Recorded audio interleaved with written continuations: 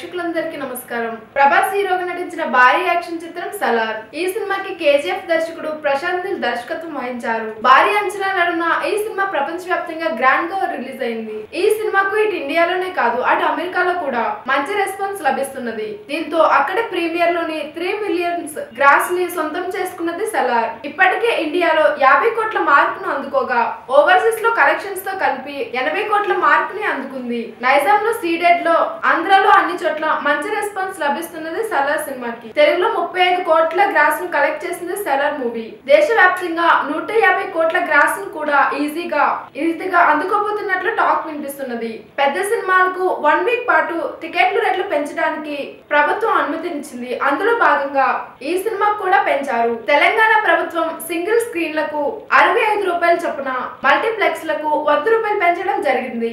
ఏపీలోను కూడా టికెట్ల రేట్లు పెంచారు. నైజాం ఏరియాలో రోజు 6 షోలు ప్రదర్శించడానికి అనుమతినిచ్చారు.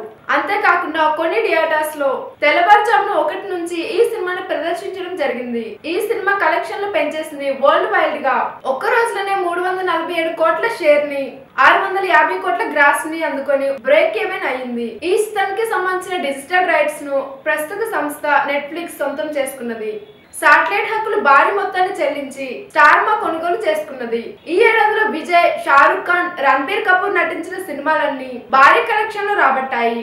సలార్ కూడా ఆ రికార్డును అధిగమించింది. విజయ్ నటించిన లియో సినిమా, ప్రభాస్ నటించిన ఆదిపురుష్ చిత్రాలు 140 కోట్ల గ్రాస్ తో అత్యధిక ఓపెనింగ్స్ రాబట్టిన సినిమాలుగా నిలిచాయి. ఆ తర్వాత షారుఖ్ జవాన్ మొదటి రోజు 130 కోట్లు వసూలు చేసింది. యానిమల్ చిత్రం కూడా 16 కోట్లు రాబట్టింది.